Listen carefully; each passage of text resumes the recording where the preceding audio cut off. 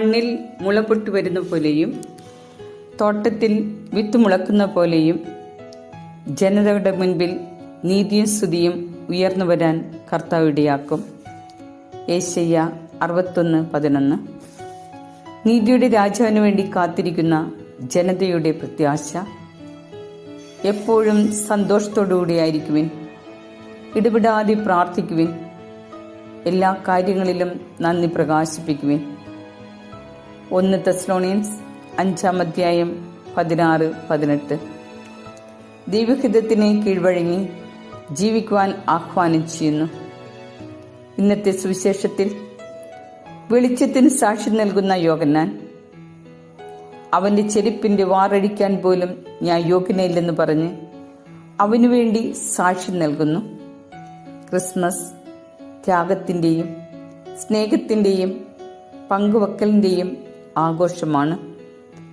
അത്യുന്നതകളിൽ ദൈവത്തിന് സ്തുതി, ഭൂമിയിൽ സന്മനസ്സുള്ളവർക്ക് സമാധാനം എന്ന് മാലാഖമാർ പാടി. നമ്മുടെ മുന്നിലും പിറകിലും നാം അറിയാത്ത ഒത്തിരി നല്ല മനുഷ്യർ ജീവിക്കുന്നുണ്ട്. ഞാൻ വൃദ്ധമന്ദിരത്തിൽ അമ്മമാരോടൊപ്പം വസിക്കുന്നു.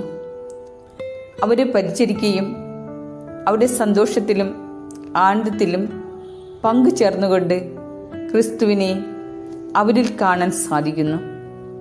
ഇതാണ് ക്രിസ്മസ്. ഒന്നുമില്ലാത്തവനായി ഒന്നുമില്ലാത്തവനായി നമ്മിൽ ഒരുവനായി ദാരിദ്ര്യത്തിൻ്റെ പടുകുഴിയിൽ ഒരു പുൽക്കൂട്ടിൽ യേശു ജാതനാകുന്നു.